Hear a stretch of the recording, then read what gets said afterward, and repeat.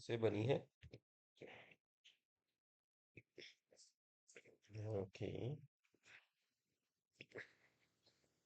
Objective mention किए हैं, definition है इसने। ओके, कलर चेंज किया है।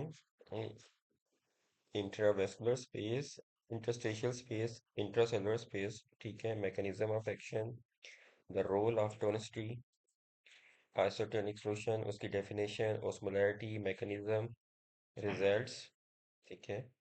और आइसोटोनिक फ्लूइड्स के अंदर कौन कौन से फ्लूइड्स हैं, क्लिनिकल क्वेश्चंस, कंपोजिशन, ओके, की role in ICU, isotonic Ringer lactate fluids के बारे में मेंशन किया है इसने। क्रिटिकल सेफ्टी की contraindication for Ringer lactate, right. Hypertonic solution, ठीक है। Hypertonic fluid niche uses absolute, excellent. सही है। गुड।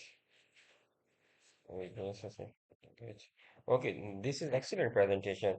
So it's mean कि हम कस्टमाइज करके प्रेजेंटेशन जो है वो क्रिएट करवा सकते हैं।